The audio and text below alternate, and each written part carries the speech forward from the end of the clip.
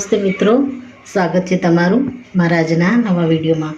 મિત્રો, આજે આપણે બનાવીશું લેમન રાઈસ। તો લેમન રાઈસ બનાવવા માટે આપણે રાઈસને પલાળી અને ઓલરેડી કૂક કરીને રાખ્યા છે। અને એના વઘાર માટે આપણે સિંગ લેવાની છે, અડદની દાળ લેવાની છે, કાજુ લીધા છે, ચણાની દાળ લીધી છે, લાલ મરચાં લીધા છે, લીમડો, રાઈ, આદુને આપણે ઝીણું ક્રશ કરીને લીધું છે, મરચાં અને લીંબુનો રસ લેવાનો છે।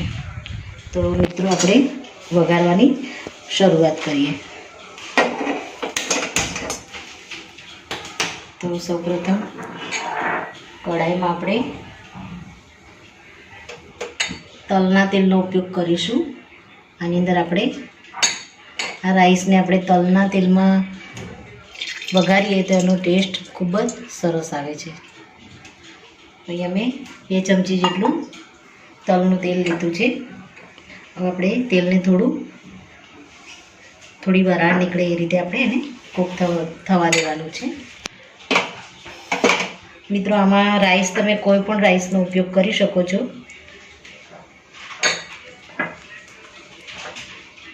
રાઈસને આપણે પહેલેથી જ આપણે કૂક કરીને રાખવાના છે। તો સૌપ્રથમ આપણે આમાં આપણું તેલ આવી ગયું છે, તો આમાં આપણે રાઈ એડ કરીશું 1 ચમચી। આપણી રાઈ બરાબર તતડે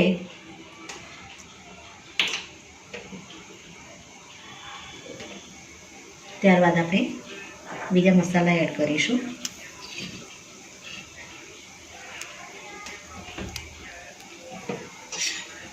મિત્રો, આ જે લેમન રાઈસ છે એકદમ ઇઝીલી તૈયાર થઈ જાય છે। જો આપણો રાંધેલો ભાત પડ્યો હોય તો વઘારમાં તો એકદમ ઇઝીલી આ રેડી થઈ જાય છે।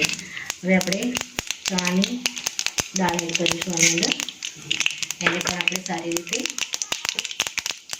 તેલની અંદર થવા દઈશું।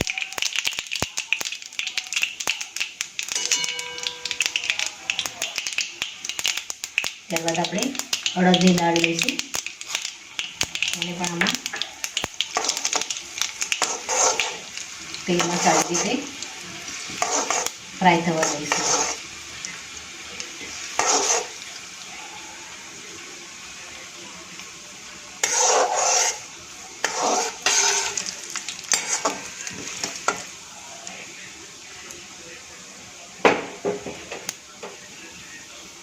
ત્યારબાદ આપણે એમાં સિંગ એડ કરી દઈશું, સૂકા મરચાં એડ કરી દઈશું, વઘારને આપણે વચ્ચે વચ્ચે હલાવતા રહીશું।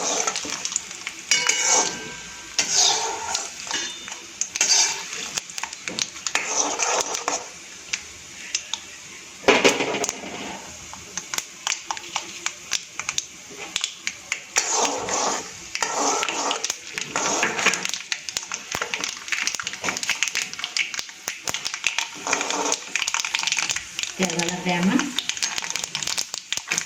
કાજુ એડ કરીશું,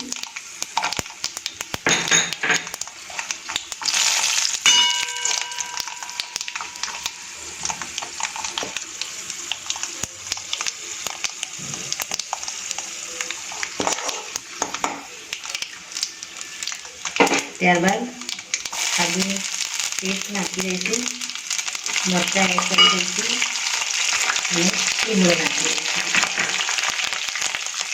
હવે આ સારી રીતે કૂક થાય ત્યાં સુધી આપણે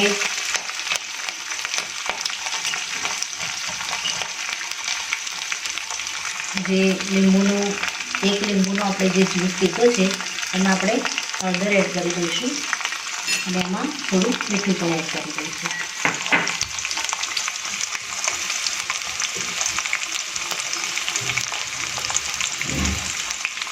આપણે ભાતને કૂક કર્યા ત્યારે એમાં ઓલરેડી આપણે મીઠું એડ કર્યું છે, એટલે આપણે આમાં જરૂર પૂરતું જ મીઠું એડ કરીશું અને આપણે આને આમાં એડ કરી દઈશું।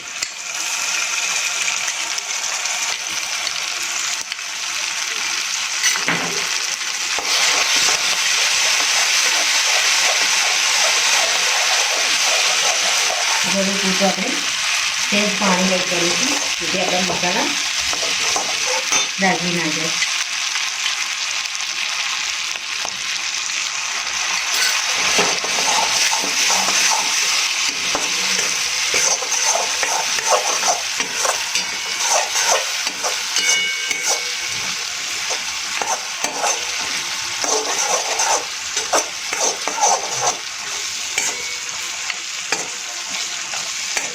આપણા મસાલા સરસ કૂક થઈ ગયા છે.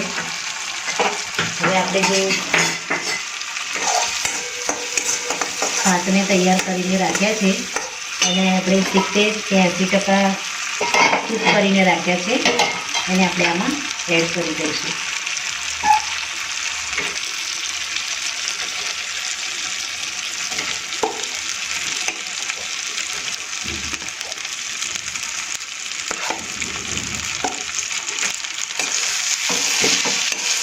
અને આપણે સારી રીતે મિક્સ કરી અને ધીમી આંચે 5 મિનિટ માટે આપણે આને કૂક થવા દઈશું અને ફરી એકવાર આપણે પછી ચેક કરી લઈશું.